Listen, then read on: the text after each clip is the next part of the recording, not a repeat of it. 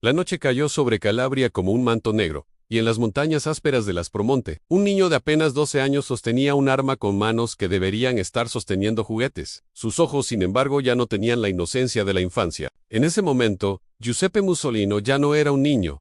Era el bandolero más joven de la historia italiana, movido por una sed de venganza que ardía más fuerte que cualquier hoguera en las colinas calabresas. El año era 1899, y Calabria sangraba bajo el peso de la pobreza, la injusticia y el abandono. En las aldeas olvidadas por el reino de Italia recién unificado, la ley de los hombres poderosos era la única que prevalecía, y fue esa ley cruel la que destruyó la vida de una mujer inocente, transformando a su hijo en una leyenda que resonaría por los siglos. Una madre violada, una familia destrozada, un niño que juró sobre la sangre derramada que se haría justicia, aunque él mismo tuviera que empuñar el arma de la venganza. Giuseppe Mussolino se convirtió en el símbolo de una revuelta silenciosa, el grito desesperado de un pueblo olvidado. A los 12 años, cuando debería estar aprendiendo un oficio, o jugando en las calles polvorientas de su aldea, ya tenía una recompensa sobre su cabeza. Las autoridades lo cazaban como animal salvaje, pero el pueblo lo veía como héroe, el Robin Hood de las montañas calabresas, justiciero de los oprimidos,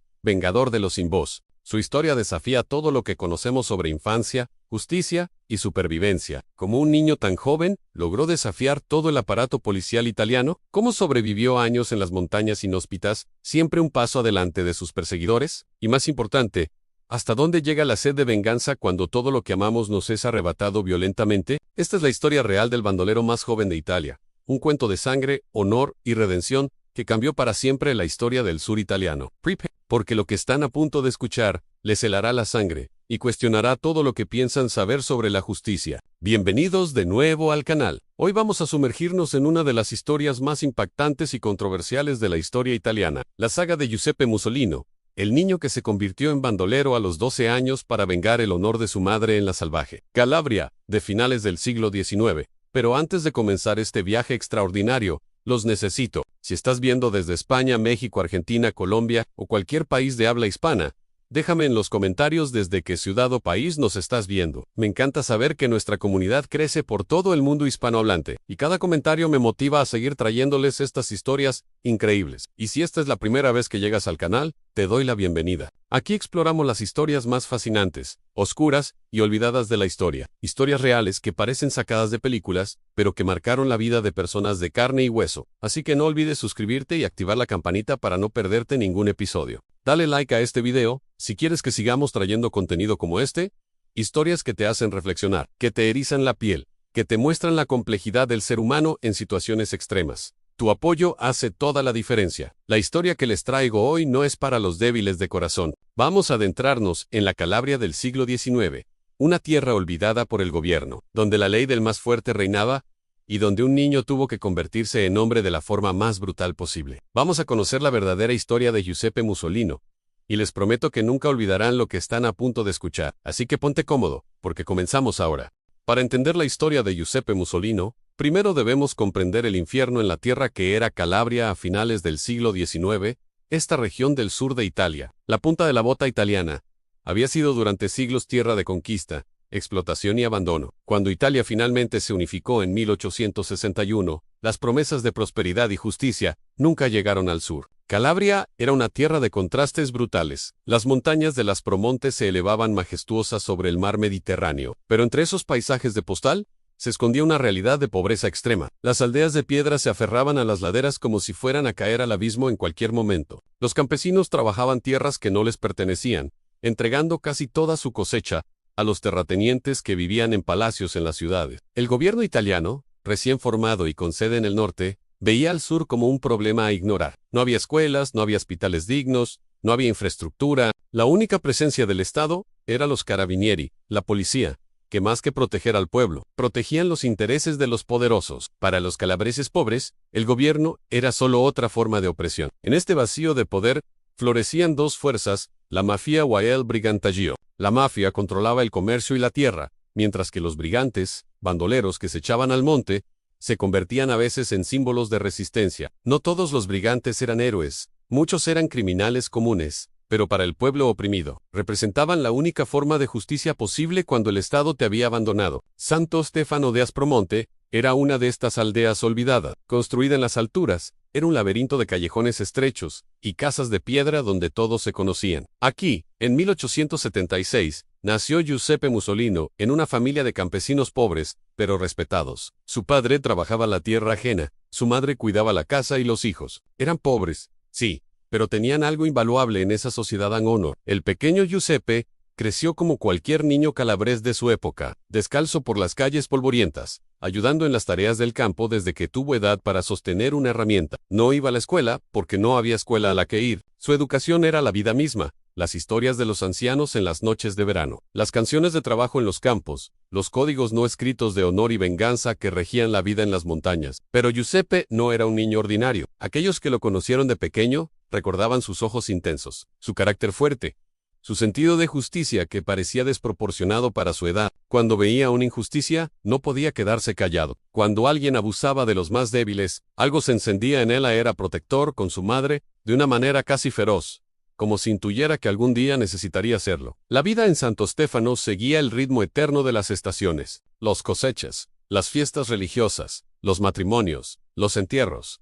Todo parecía repetirse en un ciclo inmutable. Los hombres trabajaban hasta que sus cuerpos se quebraban. Las mujeres parían hijos que muchas veces no sobrevivían, y el peso de la pobreza aplastaba cualquier sueño de una vida mejor. Pero en esta aparente monotonía, las tensiones hervían bajo la superficie. Los resentimientos acumulados durante generaciones, las deudas de honor no saldadas, los abusos de los poderosos que quedaban impunes. Calabria era un polvorín esperando la chispa que lo encendiera.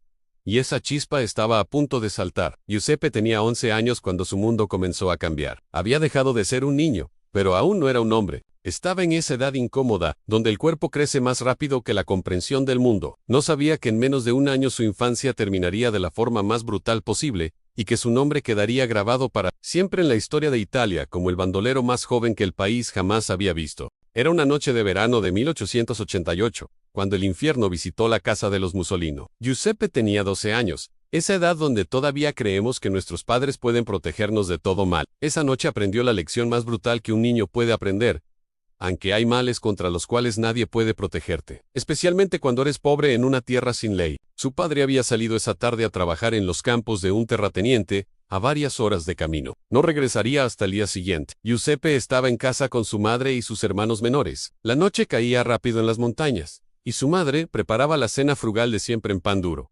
Un poco de queso, aceitunas, la misma comida de cada noche. Pero esa noche, el sabor de esa comida sería el último recuerdo de normalidad en la vida de Giuseppe. Los golpes en la puerta comenzaron violentos, autoritarios. No eran los golpes de un vecino pidiendo ayuda, o de un viajero buscando refugio. Eran los golpes de hombres que saben que no encontrarán resistencia. La madre de Giuseppe palideció, conocía esos golpes. En Calabria, todos conocían lo que significaban cuando llegaban de noche. Eran 3 hombres. Hombres de respeto, como se les llamaba, con ironía amarga. Hombres conectados con los poderosos locales, protegidos por las mismas autoridades que deberían perseguirlos. Entraron sin permiso, empujando la puerta. Sus ojos recorrieron la humilde casa con desprecio, y algo peor, un hambre que hizo que el estómago de Giuseppe se retorciera de miedo. Lo que sucedió después quedó grabado en la mente de Giuseppe como hierro al rojo vivo. Los detalles exactos se perdieron en las diferentes versiones de la historia, pero lo esencial permanece. Abusaron de su madre mientras él y sus hermanos eran obligados a presenciar la escena.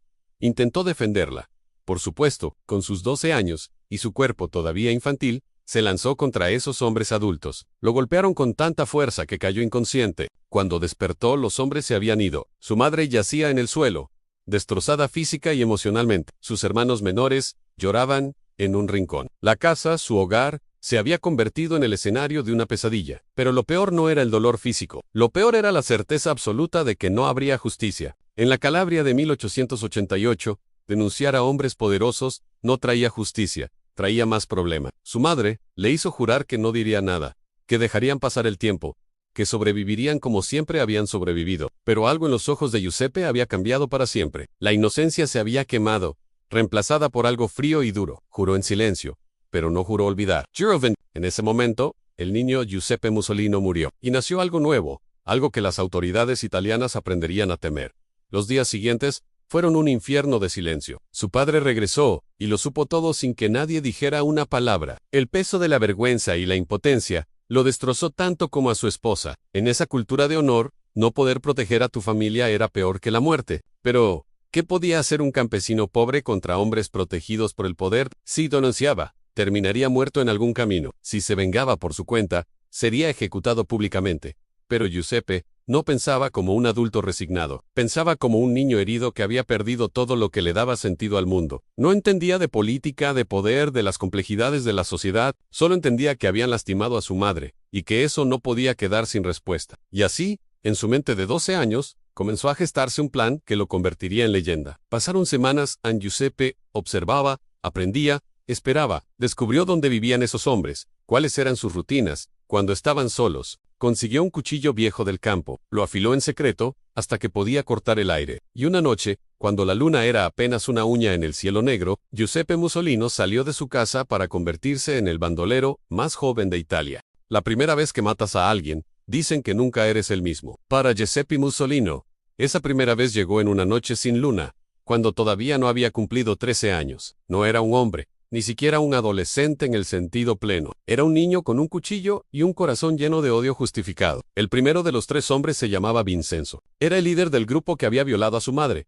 un hombre de unos 30 años con conexiones con los terratenientes locales. Vivía solo en una pequeña casa en las afueras de la aldea, lo cual lo hacía el objetivo más fácil. Giuseppe lo había estado siguiendo durante semanas, aprendiendo cada detalle de su vida cuando salía, cuando regresaba, cuando bebía hasta el estupor. Esa noche, Vincenzo regresaba tambaleándose de la taberna. El vino calabrés es fuerte, y él había bebido suficiente como para bajar la guardia. No vio la sombra pequeña que lo seguía por el callejón oscuro. No sintió la presencia del niño que caminaba a pocos pasos detrás de él, con un cuchillo escondido bajo la camisa rasgada. Fue en un tramo especialmente oscuro donde Giuseppe atacó. No tenía la fuerza de un adulto, pero tenía algo más poderoso: el elemento sorpresa y la furia absoluta de la venganza. El primer golpe fue al riñón, una puñalada rápida que hizo que Vincenzo se doblara de dolor.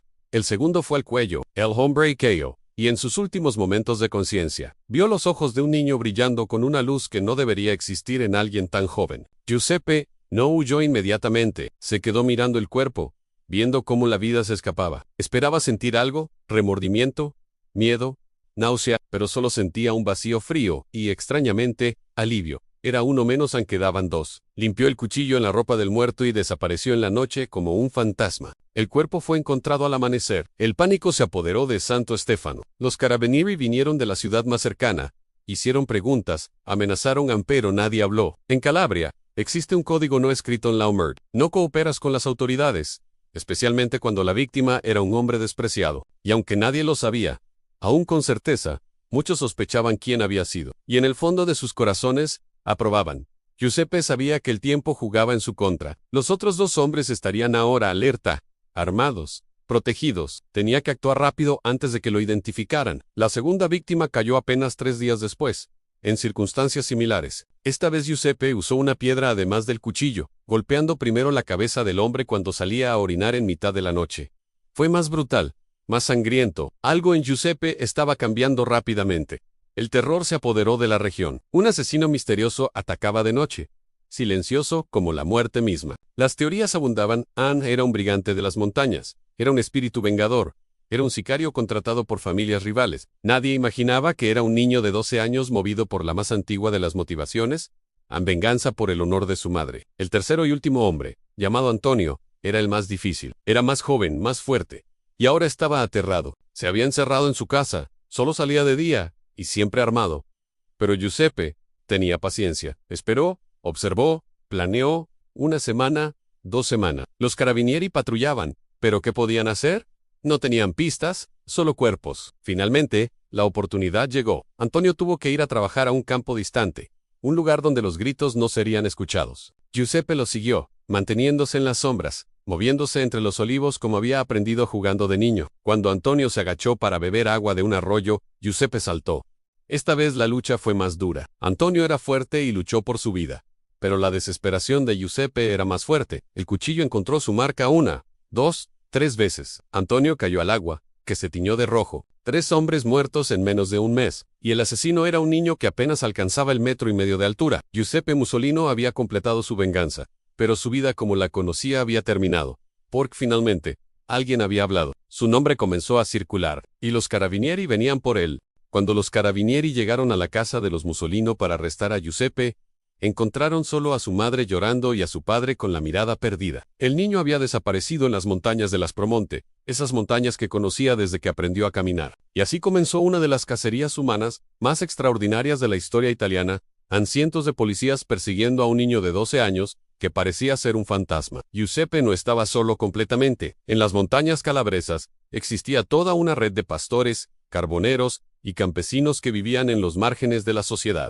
Estos hombres no amaban a las autoridades, y menos aún iban a entregar a un niño que había vengado el honor de su madre. Le daban comida, le avisaban cuando los carabinieri se acercaban, le enseñaban los caminos secretos de las montañas. Las semanas se convirtieron en meses, y los meses en años. Giuseppe crecía en las montañas, su cuerpo se endurecía con la vida al aire libre, su carácter se templaba con cada día de supervivencia. Aprendió a cazar, a encontrar agua, a leer las señales del clima en las nubes, se convirtió en parte del paisaje, un espíritu de las montañas que los carabinieri perseguían pero nunca atrapaban. Las historias sobre él comenzaron a crecer y multiplicarse, cada una más increíble que la anterior. Se decía que podía caminar 30 kilómetros en una noche, que podía escalar acantilados imposibles, que tenía ojos de gato, que veían en la oscuridad. Los periódicos del norte de Italia comenzaron a publicar artículos sobre el niño bandolero, mitad con horror, mitad con fascinación morbosa. Pero Giuseppe no se contentaba con solo sobrevivir. Comenzó a realizar lo que los periódicos llamarían actos de brigantaggio. Robaba a los ricos,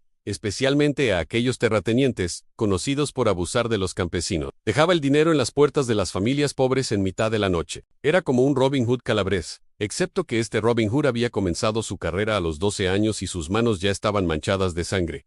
Las autoridades estaban humilladas. ¿Cómo era posible que un ejército de carabinieri no pudiera capturar a un adolescente? Se ofreció una recompensa por su captura, vivo o muerto. La cantidad aumentaba cada mes que pasaba sin resultados, pero nadie lo traicionaba. En las aldeas de Calabria, Giuseppe era un héroe popular, el símbolo de la resistencia contra la opresión del norte, contra el gobierno que los había olvidado, contra los ricos que los explotaban.